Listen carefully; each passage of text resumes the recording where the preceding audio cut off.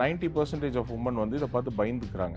ஆண்களுக்கு உண்டான மீசை வளர்றது வந்து பெண்களுக்கும் ஏற்படும். அதே மாதிரி வந்து சின்ல வந்து பியர்ட் மாதிரி வந்து growth ஆகும். ஹெட்ஏக்கு போய் எப்படி தலைவலிக்கு மாத்திரை வாங்கி சாப்பிட்ற மாதிரி பீரியட்ஸ் வர மாட்டேங்குது, இதுக்கு வந்து டேப்லெட்ஸ் கொடுங்கன்னு சொல்லிட்டு டாக்டரோட பிரிஸ்கிரிப்ஷன் இல்லாம இந்த காலத்துல நிறைய பெண்கள் வந்து தவற பண்ணிடுறாங்க. திருமணம் பண்றதுக்கு அப்புறமா நீங்க போயிட்டு ஒரு குழந்தைக்காக ட்ரை பண்ணும் பொழுது உங்களுக்கு ஃபாலிகல்ஸ் வந்து ப்ராப்பரா இல்லை, அதாவது எக் growth வந்து ப்ராப்பரா இல்லை, அதனால நீங்க வந்து ஃபாலிக்கல் இன்ஜெக்ஷன் போட்டு தான் நீங்க பண்ண முடியும். என்ன மென்ஸ்ட்ரேஷனே வரலையே, எனக்கு ஏதாவது உள்ள பிரச்சனை இருக்குமான்னு சொல்லிட்டு நீங்களே மாத்திரை போட்டு அதை வர வைக்கும் பொழுது அந்த மென்ஸ்ட்ரேஷன் வந்துடும். ஆனா உங்களுக்கு அதிகமான பிளட் லாஸ் ஆகும். உங்களுக்கு வந்து அந்த போதுமான சத்து வந்து உங்க உடம்புல இருக்காது. சில பேத்துக்கு வந்து ஈவன் புழுக்கள்லாம் கூட இருக்கும் யூட்ரஸ்ல.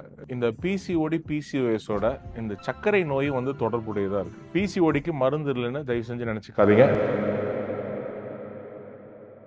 பிசிஓடி பிசிஓஎஸ் இதை பத்தி இந்த காலத்துல வந்து நிறைய பெண்களுக்கு வந்து டவுட்ஸ் இருக்கு, சந்தேகங்கள் இருக்கு. அதே மாதிரி இந்த பிரச்சனை வந்து ஒரு 10ல் ஒரு 3 பேத்துக்கு வந்து அஃபெக்ட் ஆயிருக்காங்க. இது வந்து ஸ்டார்டிங் ஸ்டேஜ்லேயே சில பேத்துக்கு தெரிஞ்சிருக்கும். மாதவிடாய் சரியா வரலன்னு நீங்க போயிட்டு ஒரு டாக்டர்கிட்ட கன்சல்ட் பண்ணிருப்பீங்க. அப்போ கன்சல்ட் பண்ணும்பொழுது உங்களுக்கு பிசிஓடி இருக்கு அல்லது பிசிஓஎஸ் இருக்குன்னு வந்து சொல்லியிருப்பாங்க. இது என்ன பிரச்சனைன்னு தெரியாம நீங்க வந்து மாத்திரைகள் வந்து ஸ்டார்ட் பண்ணிருப்பீங்க. பொதுவாகவே ஒரு 90% ஆஃப் உமன் வந்து இதை பார்த்து பயந்துக்கிறாங்க. இது வந்து ஒரு புதுமையான நோய் நினைச்சுக்கிறாங்க. அது கிடையவே கிடையாது. நம்ம சித்த மருத்துவத்துல பல ஆயிரம் வருஷத்துக்கு முன்னாடியே சித்தர்கள் வந்து இதை வந்து நீர்க்கடலைகள், நீர்க்கட்டிகள் அப்படின்னு வந்து குறிப்பிட்டிருக்காங்க. சித்த மருத்துவத்துல இதுக்கு வந்து எண்ணற்ற மூலிகைகள், மூலிகை ரகசியங்கள், அதே மாதிரி வந்து எளிதில் தீர்வு பண்ணக்கூடிய விஷயங்கள் வந்து நிறைய மருந்துகள் இருக்கு. அதனால கவலைப்பட வேண்டாம். பிசிஓடினா என்னன்னு பார்ப்போம். அதாவது பிசிஓடி பிசிஓஎஸ் சில பேருக்கு வந்து பிசிஓடின்னு மென்ஷன் ஆயிருக்கும், அல்லது வந்து ஃபர்ஸ்ட் வந்து உங்களுக்கு பிசிஓடின்னு டயக்னைஸ் பண்ணியிருப்பாங்க.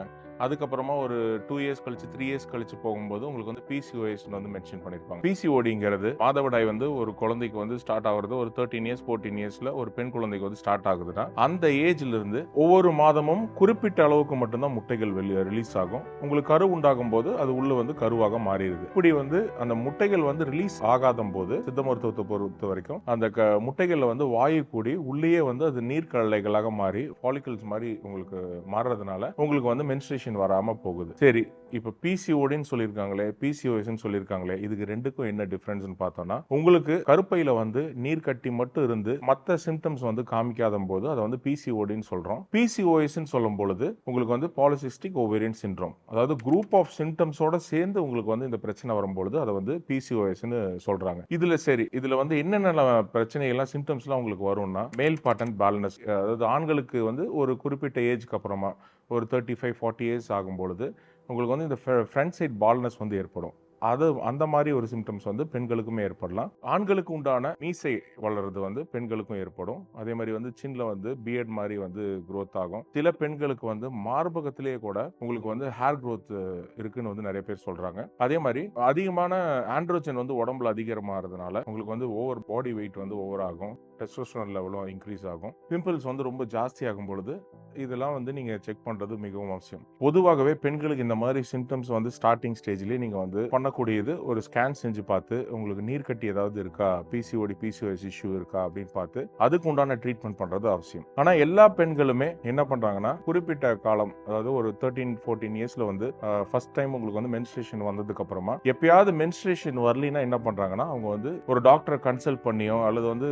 பொதுவா ஒரு ஹெட்ஏக்கு போய் எப்படி தலைவலிக்கு மாத்திரை வாங்கி சாப்பிட்ற மாதிரி பீரியட்ஸ் வர மாட்டேங்குது, இதுக்கு வந்து டேப்லெட்ஸ் கொடுங்கன்னு சொல்லிட்டு டாக்டரோட பிரிஸ்கிரிப்ஷன் இல்லாம இந்த காலத்துல நிறைய பெண்கள் வந்து தவற பண்ணிடுறாங்க. என்னன்னா கரு சிதைவு கொடுக்கக்கூடிய மாத்திரைகள் வந்து இந்த பீரியட்ஸ் வரதுக்காக எடுத்துக்கொள்ளும் பொழுது என்ன ஆகும்னா உங்களுக்கு அப்போதைக்கு வந்து மென்ஸ்ட்ரேஷன் ஆயிருக்கும், அதுக்கப்புறமா ஒரு 2-3 மாசம் நல்லா இருக்கும், திருப்பி வந்து உங்களுக்கு வந்து அந்த பிரச்சனை வரும், திருப்பி நீங்க போயிட்டு அதே மாத்திரையை வந்து திருப்பி சாப்பிட்டுருப்பீங்க, உங்களுக்கு வந்து பீரியட்ஸ் வந்திருக்கும். ஆனா இதுவே நீங்க காலகாலமா பண்ணும் பொழுது என்ன ஆகும்னா உங்களுக்கு குறிப்பிட்ட கட்டத்துக்கு மேல அந்த மாத்திரைகள் இல்லாம ப்ராப்பரா வந்து உங்களுக்கு வந்து மென்ஸ்ட்ரேஷன் ஆகிறது கிடையாது.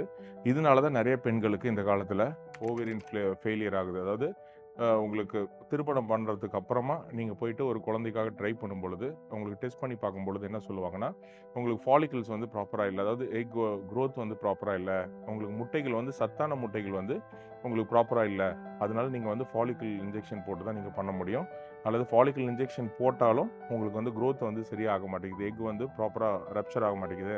அதனால நீங்க வந்து ஆர்டிஃபிஷியல் கன்செப்ஷன் தான் பண்ணணும்னு சொல்லிருவாங்க. இதனால பெண்களுக்கு பொறுத்தவரைக்கும் நான் என்ன சொல்றேன்னா, நீங்க உங்களுக்கு எப்பயாவது மாதவிடாய் வரலைன்னா, நீங்க ஃபர்ஸ்ட் நேச்சுரலா நீங்க என்னென்ன பண்ணணும்னு லைஃப் ஸ்டைல் சேஞ்சஸ் பண்ணணுமா? அல்லது வந்து உங்களோட ஃபுட் ஹேபிட்ஸ் எப்படி இருக்கு? கொஞ்ச நாச்சு எக்சர்சைஸ் பண்றீங்களா? அல்லது வந்து பாடி வெயிட் கெயின் ஆகுதா? அத வந்து எப்படி கண்ட்ரோல் பண்ணலாம்? அல்லது சித்த மருத்துவத்தில எளிமையில சொல்லக்கூடிய சில விஷயங்கள் அத நீங்க ஃபாலோ பண்ணும்பொழுது, நீங்க உங்களுக்கு வந்து மாதவிடாய் வந்து எளிதில வந்து உங்களுக்கு வந்துரும். பெண்களுக்கு வந்து சில பேத்துக்கு இந்த ஹெச்பி லெவல் அதாவது பிளட் கவுண்ட் கம்மியா இருக்கும் பொழுதும் உங்களுக்கு வந்து இந்த மாதவிடாய் பிரச்சனை வரும். அத வந்து தவறாக புரிஞ்சுக்க வேண்டாம். என்ன மென்ஸ்ட்ரேஷனே வரலையே! எனக்கு ஏதாவது உள்ள பிரச்சனை இருக்குமான்னு சொல்லிட்டு நீங்களே மாத்திரை போட்டு அத வர வைக்கும் பொழுது, அந்த மென்ஸ்ட்ரேஷன் வந்துரும். ஆனா உங்களுக்கு அதிகமான பிளட் லாஸ் ஆகும். உங்களுக்கு வந்து அந்த போதுமான சத்து வந்து உங்க உடம்புல இருக்காது. அதனால யாருக்காவது இந்த மாரி ஹெச்பி லெவல் கம்மியா இருந்தாலும், எளிதில நம்ம வீட்ல பண்றக்கூடிய இந்த மாதுளை ஜூஸு, அதே மாரி வந்து முருங்கைக்கீரை இதெல்லாம் சாப்பிடும் பொழுது உங்களுக்கு ஹெச்பி லெவல் வந்து வித்தின் ஒரு 1 வீக் 10 டேஸ்லயே உங்களுக்கு வந்து இன்கிரீஸ் ஆயிரும். அதுக்கப்புறமா நெக்ஸ்ட் மந்த் வந்து உங்களுக்கு வந்து ப்ராப்பரான சைக்கிள் வந்து ஏற்படும். எல்லா பெண்களுக்குமே இந்த பிசிஓடி பிரச்சனை இருக்கு. அதாவது ஏதோ ஒரு சர்டன் ஸ்டேஜ்ல உங்களுக்கு வந்து மாதவிடாய் வந்து ஸ்டாப் அதாவது வராம போயிருக்கலாம். அல்லது வந்து தள்ளி போயிருக்கலாம். இர்ரெகுலர் மென்ஸ்ட்ரேஷன் இருந்திருக்கும். எல்லா பெண்களுக்குமே அந்த 28 டேஸ் டூ அந்த ஒரு 30 டேஸ்க்குள்ள வந்து உங்களுக்கு மென்ஸ்ட்ரேஷன் வரலன்னா, அது வந்து ஒரு இர்ரெகுலர் மென்ஸ்ட்ரேஷன் கருத முடியும். அதுக்காக நீங்க போயிட்டு உடனடியாக அந்த ஆர்டிஃபிஷியல் பில் சாப்பிடும் பொழுது, அந்த 21 நாள் மாத்திரை, சிதைவு கொடுக்கக்கூடிய மாத்திரைகள்லாம் சாப்பிட்டு உங்களுக்கு மென்ஸ்ட்ரேஷன் வர வைக்கிறது வந்து கண்டிப்பா அவாய்ட் பண்ணிக்கிறது நல்லது. இதிலிருந்து வந்தவங்க எப்படி இதிலிருந்து தற்காத்துக்க முடியும்? இப்ப எல்லாருமே வந்து மென்ஸ்ட்ரேஷன் வரலைன்னா ஒரு கவலை இருக்கும். ஒரு 1 மாசம் வெயிட் பண்ணியிருப்பீங்க. அதுக்கப்புறமா நெக்ஸ்ட் மந்த்தும் வரலைன்னா, அது வந்து கொஞ்சம் ஸ்ட்ரெஸ் லெவலும் இன்க்ரீஸ் பண்ணிவிடும். ரொம்ப கவலைப்படுறத கூடிய பெண்கள் வந்து நான் நெறைய பேத்த பார்த்துருக்கேன். அதாவது பொதுவாகவே மாதவிடாய் வந்து ரெகுலரா வரணும். அப்படின்னா தான் பெண் தன்மையோட இருக்காங்கன்னு அர்த்தம். அப்படி வராத பொழுது அவங்களுக்கு வந்து ஸ்ட்ரெஸ்ஸும் அதிகமாகும். அதனாலேயே நெறைய பேர் வந்து ரொம்ப ஸ்ட்ரெஸ்ஸா இருப்பாங்க. வீட்டுக்குள்ளேயே இருப்பாங்க. பொதுவாகவே எல்லாம் நீங்க தாய்மார்கள்ட்ட வந்து ஷேர் பண்ணிக்கிறது நல்லது. உங்க அம்மா இருந்தாங்கன்னா வீட்ல வந்து ஷேர் பண்ணி, அதுக்கு என்ன பண்ணலாம்? உங்களுக்கு வந்து பிளட் கவுண்ட்லாம் எவ்வளோ இருக்கு? உங்களுக்கு ஏதாவது வேற ஏதாவது தொந்தரவு இருக்கான்னு பார்த்து ஸ்கேன் பண்ணி, உங்களுக்கு எளிதில சித்த மருத்துவத்திலே அத சரி செஞ்சுக்க முடியும். அது பண்ணாம நெறைய பேர் வந்து மாத்திரைகள் எடுத்துக்கொள்ளும் பொழுது சைட் எஃபெக்ட்ஸ் வந்து ஃபியூச்சர்ல வந்து நெறைய வரதுக்கான வாய்ப்புகள் வந்து நெறைய இருக்கு. நீங்க வந்து மென்ஸ்ட்ரேஷன் வரலைன்னு டேப்லெட் ஸ்டார்ட் பண்ணியிருந்தீங்கன்னா, உங்களுக்கு வந்து தொடர்ச்சியாக மென்ஸ்ட்ரேஷன் வந்திருக்கும். அதுக்கப்புறமா இதுலருந்து எப்படி வெளிய வருதுன்னு நெறைய பேத்துக்கு டவுட்ஸ் இருக்கும். அப்படி உள்ள பெண்களுக்கு வந்து நான் என்ன சொல்றேன்னா, ஃபர்ஸ்ட்டு உங்களோட கவுண்ட் அதாவது பிளட் கவுண்ட், பிளட் ப்ரொஃபைல் உங்களோட ஹார்மோன்ஸ்லாம் செக் பண்ணிட்டு, உங்களுக்கு என்ன லெவல்ல இருக்குன்னு பார்த்து, அதுக்குண்டான நம்ம சித்த மருந்துகள் குடுக்கும் பொழுது, உங்களுக்கு ஃபர்ஸ்ட்டு டீடாக்ஸிஃபை பண்ணணும். உடம்புல இருக்கக்கூடிய அந்த நச்சுத்தன்மைகள வந்து வெளியேத்துறதுக்கு, நாங்க குடுக்கக்கூடிய மருந்துகள் வந்து உங்களுக்கு வந்து டாக்ஸின்ஸ்லாம் வந்து ரிமூவ் ஆகும். அதுக்கப்புறம் சில பெண்களுக்கு வந்து மென்ஸ்ட்ரேஷன் வந்து அந்த மாத்திரைகள் எடுத்தா மட்டும் தான் வரக்கூடிய பெண்களுக்கு வந்து ஃபர்ஸ்ட் ஸ்டார்ட்டிங்ல அந்த மருந்துகளோட சேர்ந்து நம்ம சித்த மருந்துகளும் குடுத்து, அதுக்கப்புறமா கிராஜுவலா அத வந்து டிக்ரீஸ் பண்ணிட்டு, அந்த ஆர்டிஃபிஷியல் பில்ஸ வந்து டிக்ரீஸ் பண்ணி, நம்மளோட சித்தா மெடிசின்ஸ் குடுக்கும் பொழுது, உங்களுக்கு வந்து உள்ளுக்குள்ள இருக்கக்கூடிய எந்த ஒரு சிஸ்ட்டா இருந்தாலும் சரி, சில பேத்துக்கு வந்து ஈவன் புழுக்கள்லாம் கூட இருக்கும் யூட்ரஸ்ல. அந்த புழுக்களா இருந்தாலும் சரி, சிஸ்ட்டா இருந்தாலும் சரி, நீர்க்கல்லைகளா இருந்தாலும் சரி, உங்களுக்கு வந்து அது வந்து நேச்சுரலாவே உங்களோட மென்ஸ்ட்ரேஷன் சைக்கிள்ல வந்து வெளிய வந்துரும். அதாவது உங்களுக்கு நம்ம குடுக்கக்கூடிய மெடிசின்ஸ் வந்து ஃபர்ஸ்ட்டு டாக்ஸின்ஸ வந்து ரிமூவ் பண்ணணும். அதே மாரி வந்து யூட்ரஸ வந்து ஸ்ட்ரெங்தன் பண்ணணும். ஸ்ட்ரெங்தன் பண்ணி சில மருந்துகள் வந்து நீங்க மென்ஸ்ட்ரேஷன் டைம்ல வந்து ஒரு பர்ட்டிகுலரான ஒரு மெடிசின் வந்து நாங்க குடுக்கறத வந்து நீங்க எடுத்துக்கொள்ளும் பொழுது, அந்த யூட்ரஸ்ல இருக்கக்கூடிய சிஸ்ட் வந்து கரைஞ்சு, ஆட்டோமேட்டிக்கா கிளாட்ஸ் மாரி வெளிய வர ஆரம்பிச்சுரும். அது வந்து ஒரு 2, 3 டேஸ்க்கு மட்டும் தான் இருக்கும். அந்த 3 டேஸ் மட்டும் தான் நீங்க அந்த குறிப்பிட்ட மருந்த வந்து எடுத்துக்கணும். எடுத்துக்கொள்ளும் பொழுது அது வந்து வெளிய வந்துரும். அந்த டைம்ல மட்டும் கொஞ்சம் உங்களுக்கு வந்து பேதி ஆகுற மாரி இருக்கும். அதிகமான ஃப்ளோ இருக்க மாரி இருக்கும். அது வந்து நார்மல் தான். அதுக்கப்புறமா நீங்க ஒரு 3 மந்த்ஸ் நீங்க நம்ம சித்தா மெடிசின்ஸ் இந்த பிசிஓடிக்காக எடுத்துக்கொள்ளும் பொழுது, உங்களுக்கு வந்து நேச்சுரலாவே ஒரு 2, 3 மந்த்ஸ்ல உங்களுக்கு எப்படி வந்து நீங்க சின்ன வயசுல வந்து எப்படி உங்களுக்கு வந்து மென்ஸ்ட்ரேஷன் ஆச்சோ, அதே மாரி உங்களுக்கு வந்து ரெகுலர் ஆகுறதுக்கான நெறைய வாய்ப்புகள் இருக்கு. இந்த பிசிஓடி, பிசிஓஎஸோட இந்த சர்க்கரை நோய் வந்து தொடர்புடையதா இருக்கு. இப்ப பிசிஓடி வந்துருச்சுன்னா, எப்படி சர்க்கரை நோயில வந்து எப்படி வந்து டயட் இருக்காங்களோ, அதே டயட் தான் வந்து பிசிஓடி உள்ளவங்களுக்கும். அதாவது ஒரே வேளையில நெறைய சாப்பிடக்கூடாது. 3 ஹவர்ஸ் ஒன்ஸ் வந்து கம்மி கம்மியா சாப்பிட்டுட்டு வரணும். இதுல வந்து இந்த பிசிஓடி உள்ளவங்களுக்கும் இந்த இன்சுலின் ரெசிஸ்டன்ஸ் வந்து ஏற்படுது. இன்சுலின் ரெசிஸ்டன்ஸ்னா என்னன்னா, அது ரொம்ப அதிகமாக சுரந்து அந்த இன்சுலின வந்து உடம்பு வந்து யூஸ் பண்ண முடியாத நிலைமை வந்து ஏற்படுது. இதனால தான் நெறைய பேத்துக்கு வந்து ஏர்லியராவே வந்து சர்க்கரை நோயும் சேர்ந்து வந்துருது. அதிகமான வெயிட் கெயினும் இதனால தான் ஏற்படுது. அதாவது பசி வந்து ரொம்ப ஜாஸ்தியா இருக்கும். அதே மாரி வந்து ரொம்ப ஸ்ட்ரெஸ் அதிகமாக இருக்கும். ஸ்ட்ரெஸ் இருக்கும்போது என்ன பண்ணுவாங்கன்னா, சாப்பிடணும்னு தான் தோணும் அவங்களுக்கு. ஏன்னா கிரேவிங்ஸ் வந்து ரொம்ப ஜாஸ்தியா இருக்கும். இன்சுலின் ரெசிஸ்டன்ட் உள்ளவங்களுக்கு. அதிகமான ஒபிசிட்டி உள்ள பெண்களுக்கு இந்த பிசிஓடி வந்துருச்சுன்னா என்ன ஆகும்னா, அந்த ஃபேட் உள்ள இடத்துல எல்லாமே வந்து ஆண்ட்ரோஜன் அதாவது மேல் ஹார்மோன்ஸ் வந்து அதிகமாக இன்கிரீஸ் ஆயிரும்.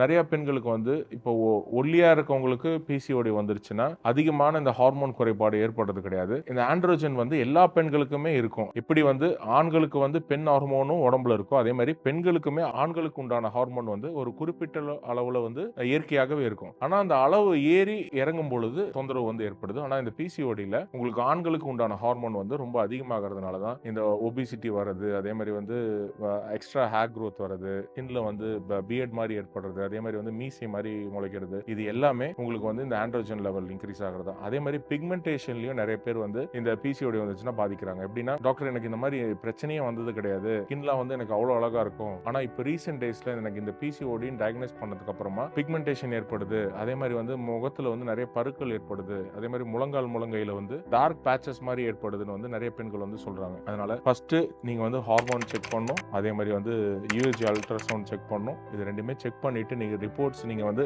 எந்த ஊர்ல இருந்தீங்கனாலும் நீங்க வாட்ஸ்அப்ல ரிப்போர்ட் சென்ட் பண்ணீங்கன்னா உங்களுக்கு ஆன்லைன் கன்சல்டேஷன் பண்ணி மெடிசன்ஸ் வந்து கொரியர் பண்ணிட்டு தான் இருக்கும். அதுலயும் உங்களுக்கு வந்து மென்ஷன் ஆயிருக்கும் நீங்க எப்படி சாப்பிடணும், என்ன சாப்பிடணும். ஏதாவது டவுட்ஸ் இருந்தாலும் நீங்க எப்ப வேணா என்ன கேட்டுக்கலாம். நேர்ல வரனால நீங்க கோயம்புத்தூர் வந்து விசிட் பண்ணுங்க. அதே மாதிரி வர முடியாதவங்க நீங்க வந்து கொரியர்ல கூட எடுத்துக்கலாம். பிசிஓடிக்கு மருந்து இல்லைன்னு தயவு செஞ்சு நினைச்சுக்காதீங்க. நம்ம சித்த மருத்துவத்துல பலாயிரம் வருஷத்துக்கு முன்னாடியே இதுக்கு வந்து எண்ணற்ற மூலிகைகள் இருக்கு.